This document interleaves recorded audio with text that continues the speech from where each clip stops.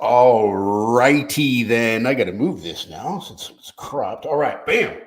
Welcome. We are the Mic'd Up Podcast, and with me I have a very special guest. Her name is Success. And just getting to this point after 6 o'clock was a mighty big success in getting a baby to rockabye baby and fall asleep. Oh, where'd that come from? But anyways, Success, introduce yourself. You are mic'd up. Introduce myself. Are you asking me who I am?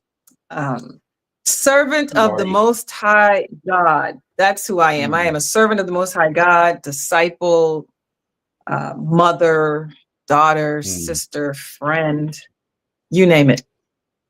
You name it. I am whatever God wants me to be in whatever season I'm in.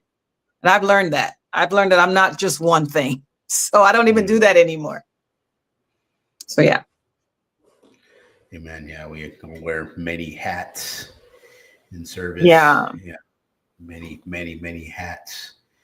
I wear many hats. Oh yeah, I forgot a few. Life coach, counselor, mentor, that kind of thing. Mm-hmm. So yeah. Let's talk about a journey becoming a life coach. I know it's probably one thing you weren't thinking about growing up or thinking about when you were not serving Christ and what was that journey like before meeting Jesus? Well, before I even know what a life coach was, I was doing it, and so when I heard about it and I heard I had to get certified, I was like, and I'm reading what it is and what it entails. And I'm like, I was already doing that. So basically I've been doing it. And so I just made it official, so it's just been a journey. The journey has just really been, living life and then teaching others some of the mistakes that I've made, and being able to, just be like, hey, listen, point things out and be like, hey, listen, you might not want to do that, or you might want to do this, because I found that I was like, the crash test dummy. You know how they go through the crash for us in advance so they could test the vehicles. I feel like I was being a test dummy for many things, So like, and not just a test dummy. Sometimes I felt like I was the stunt person.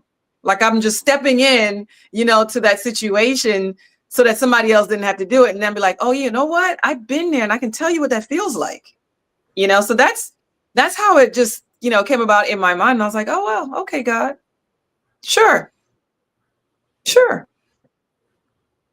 So I found that, no matter where I've been and no matter what job I was doing, I've always been life coaching. Back then, it wasn't for the Lord, there was just life, but now it's living the life for the Lord. And that's a big difference. That's a big difference. Yeah, I found that I was that crash test dummy for a long time, especially high school. I was gullible. I didn't quite know who I was. I was the Christian boy at home, going to church 3 days a week, and then at school, wanting to be the rebellious one, but didn't really find myself. And hey, Mikey, he likes it. Why don't you try doing this? And I remember that. Was the one. I remember that commercial. And always, and the craziest. Oh wow, the craziest thing about that too. 2 different instances in high school. One was hitting this whippet thing, and then another one jumping off this roof into the pool at College Park, where the first time a whippet is like this little CO2 cartridge. You have a balloon or whatever, and you inhale it really fast. And so everybody was going around in the circle and doing this, and I was like, okay, it's probably better than weed or whatever. And the kid right next to me was a freshman, collapsed and died right on the spot, right in front of me. Oh, wow. Like, oh, boy. And they're like, Mike, you run faster than anybody. Go call 911. And so I did that. And then on top of the roof at College Park, guys would go on top of the roof and jump into the pool. And there was a big gap. And the kid that went before me, arm hit the side of the pool and shattered. And I was like, looks like I'm getting off the roof and I'm going to go home. So Wow. those were a couple of instances where something major happened before I did something stupid. But as far as Wow. doing everything else, okay, climb this tree or hit this weed or do this or do that, run across the freeway. And yeah, I was always wanting to be that popular kid. Okay, I'll do anything anybody asks me to do. And I'm surprised I'm not in a Well, wheelchair. thank God you're still standing. Yes, Wow. exactly. Wow, those are significant though. Those are significant. Yeah. Wow. But thank God he gave you the opportunity to see what could have happened to you had you done it. Yeah. I mean, unfortunately, somebody got hurt, and passed away, but he was showing you in advance. Wow. Yeah. Not everybody gets those warnings. Yeah.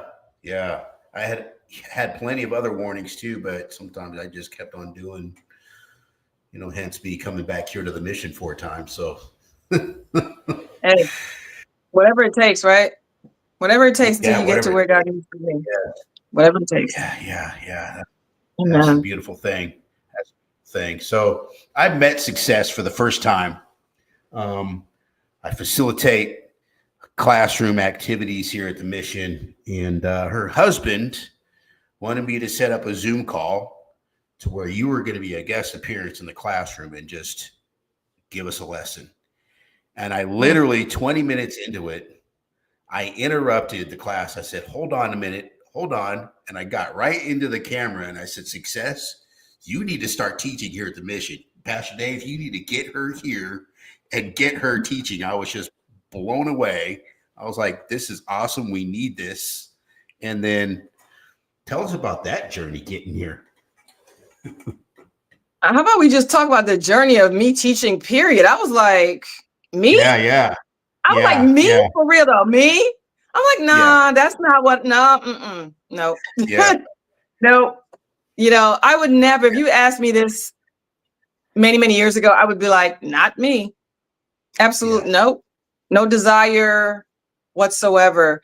But, I'll tell you, when it was back in like 2000 and I met David in 2010. So 3 years before I met David, I knew that I was going to quit my job. I had been working at a college, a university, going on 18 years. And I told the Lord, I'm like, I'm done with this. I'm done working for man. I want to go work for you full time. And, when David showed up, I was already packed and ready to go. Literally, my house was packed, had been packed for 3 years. I just left out the basics that we needed. And when he showed up and I was like, God was like, that's the one. I'm like, bet, no problem. I gave my resignation. Yep.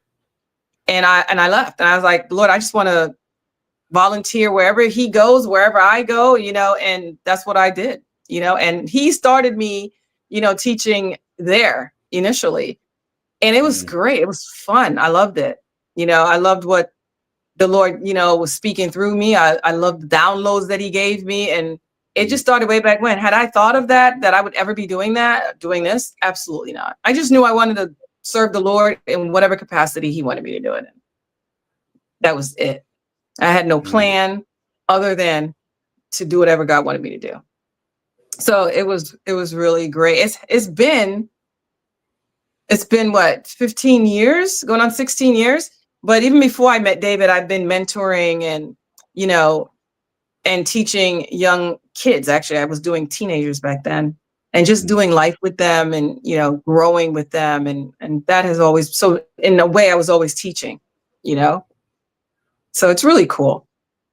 And so in that capacity, when I think about it, and I was thinking about it recently, because, Pastor Dave one time said, do you always got to be teaching everything? Like I have a teaching moment in just about anything.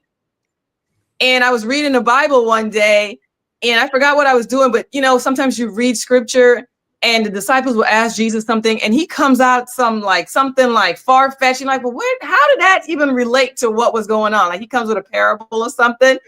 So I was like, oh, I'm in good company. Because one thing would be said and it will trigger a whole nother thought and I'm on it, And so I had to tell David recently, I'm like, you know what? I'm in good company. We were made and created in this image and likeness. So, hey, I'm in good company. So yeah, everything's a teacher moment. So be it. Mm. It's awesome. It's an Yeah, awesome place that to be. was awesome. And I was talking about this with Melissa too. I asked her that question. I'm like, did you ever think you would be teaching, especially at a place like this that was like farthest from your memory? And a lot of times we don't know what our gifts are until someone asks us to do something. And when we're obedient, that's when it just, the light goes off and it's like, oh wow, this is pretty amazing. And what I love about your teaching style is just real. It's the truth. And and it's funny because after on yesterday, when you were teaching class about identity, and I know you were wondering why I was so quiet. And it's funny because Dominique approached me later that afternoon, and he's like, Mike, come here. I need to ask you a question. So Success was saying you're really quiet in class. And I told her, I said, well, there's a couple of students in that class that were sitting together, Jerron and Darian. Their identities are like, Jerron will be like the guy that has all the answers when he's in front of you, but then wants to be who he is across the street, Mr. Influencer, and just this and that. And it's like, I was sitting there and I was wanting to throw some javelins, and I had to literally bite my tongue. And I wanted to just let you go, let you teach, and just be quiet. I didn't want to judge them because I'm pulling for Jerron. I'm pulling for Darian. I want the position here at the Mission. Like, I want people to get it so bad. I really just want them to get it, want to have that relationship. I don't try to give up on them. And it's just, I see the attitudes, and it's just like, so I had to just like really take a back seat, let you just do what you do. And it's the truth. It's unfiltered. It's in love. And I wasn't quite in the loving mood yesterday morning, just sitting there with the attitude and this and that. And so, yeah, I was fine, but I'm normally not very quiet. No, you're not. You normally raise a hand or you got something to say. Yeah. I feed off you, and that's a beautiful thing. That's what I love about your class. It just pulls things out of me. A lot of times, things that I never, like my experiences in life and everything else, everything you've gone through. And so the subject matter, I'm always excited for all the teachers that come, but for you, it's just like you pull things out of me. And it's like, oh, wow. And the thought will come, and I'll have an analogy or a story or whatever that fits. And it's just,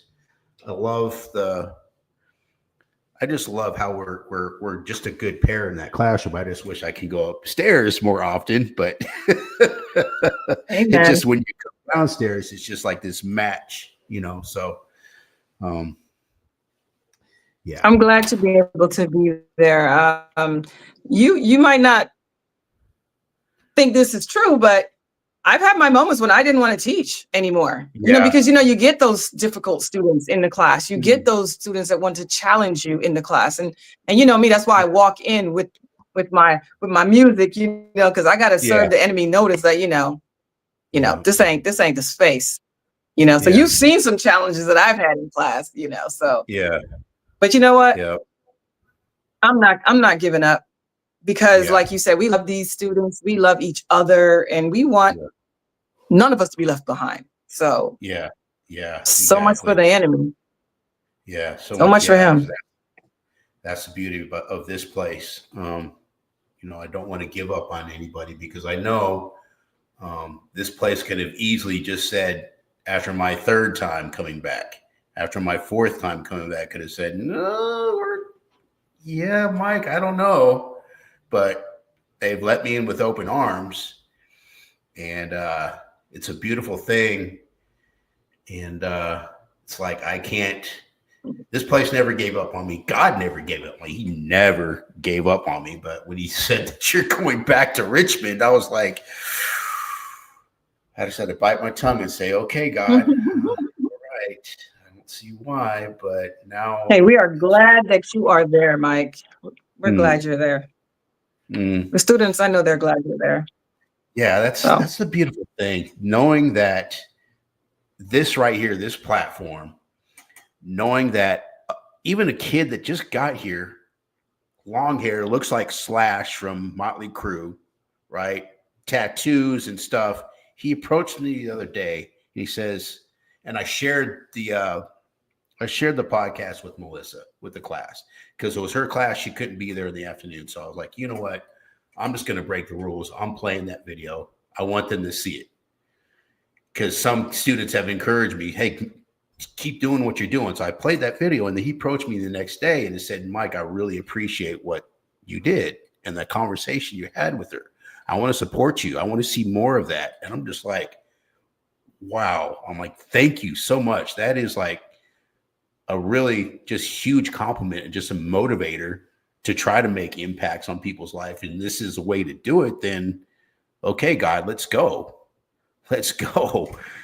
And I'm just so thankful. And it's like, I got to really just stay humble, remain humble in it, and make sure that, I stay accountable to people because I want people to give me feedback, And it's funny because another instructor, like my first episode with Tina in this room, I was responding to her answers. I was saying, like every 2 minutes. And Chris is like, is that like really how you talk all the time?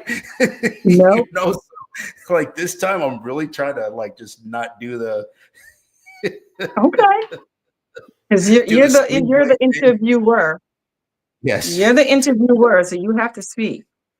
Yes, I have to speak, but doing the grunting,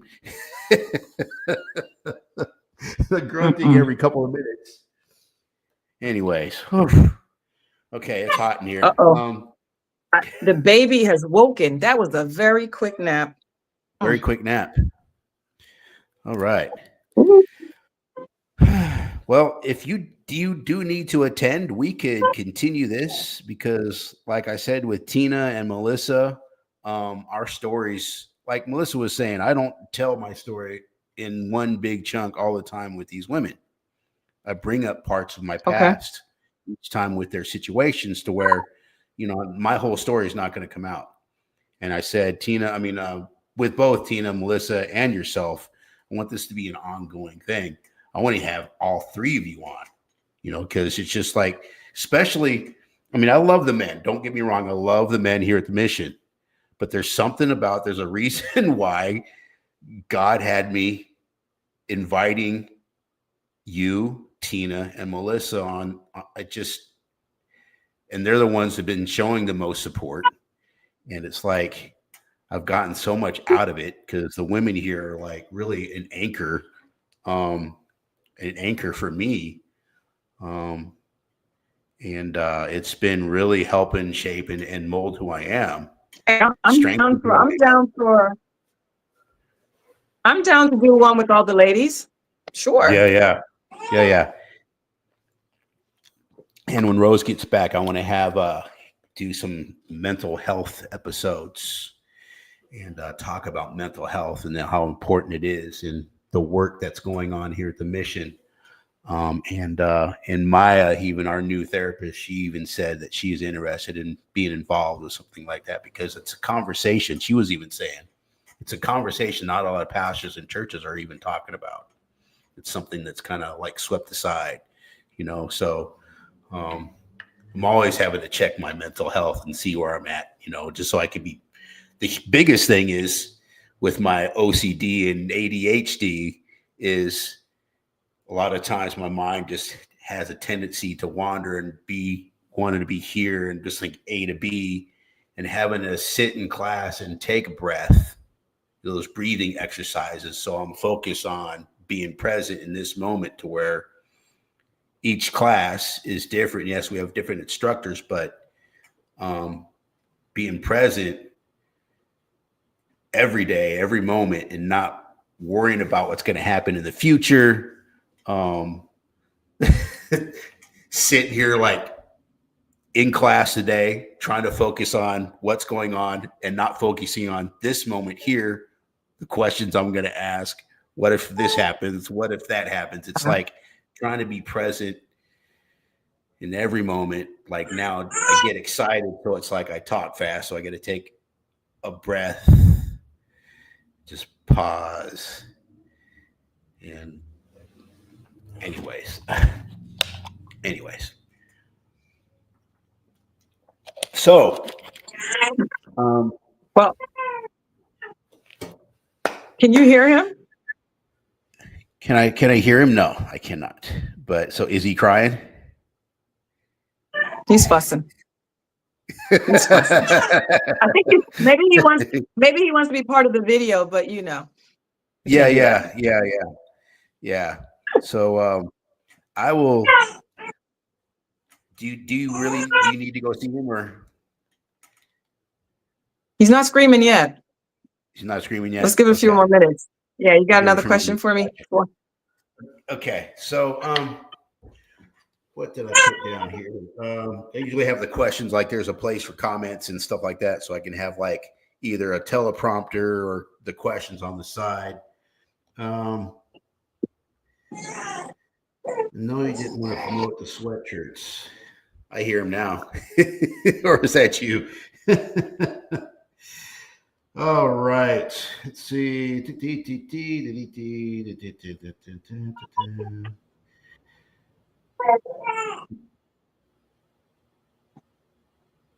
Let's talk about identity. That's fresh on my mind. You brought a really good lesson. Actually, I think it's been a couple of lessons kind of talking about identity. And what's important to know who we are. Very, very thought-provoking. I loved the dialogue in class, especially that, because this world wants to tell us we're something else, but our identity is in who created us.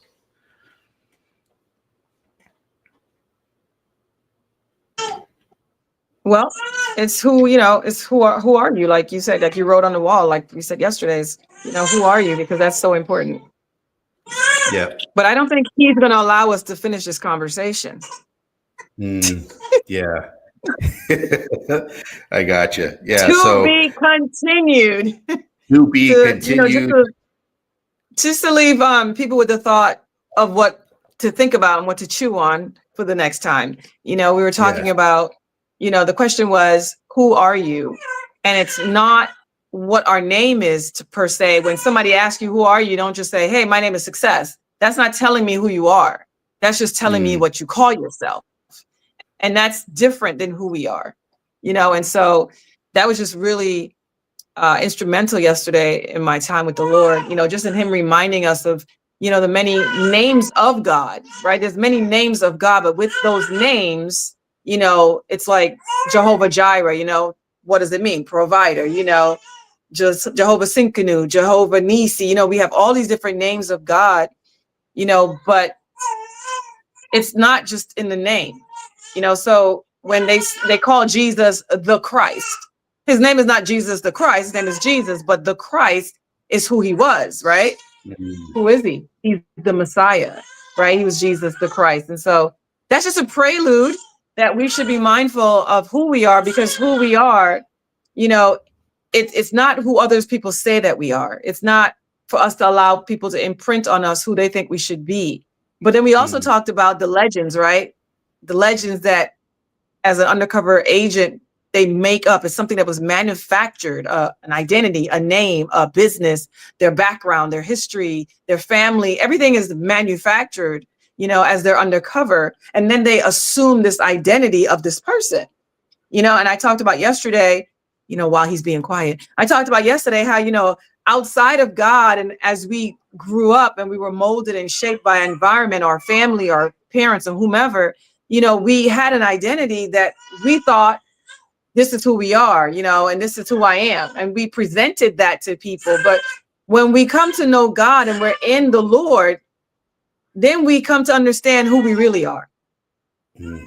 He's the one that created us. So we should be getting our identity from him in the first place, especially since he said we were created in his image and likeness. So that's that. I'm going to go tend to Mr. Cameron Okay, yeah. because All he's right. trying to I let me thank know you for who he the is in time this that moment. Yes, yes. I thank you for the time you were able to spend, and I look forward to having you on again sometime soon. And it's really cool because Melissa said that she wanted to have her husband on with her. Just Ooh. yeah, right. And so we might set up a time where you and your husband could come on and just talk about life and serving God as a God fearing husband and wife. So that could be another series too. So, all right, my friend, it's good having you on. And ladies and gentlemen, we'll be Yeah. back. So Thanks for having me. you're very, very welcome. I can't wait to see you soon. Right. Bye-bye. Okay. Bye, guys. Bye.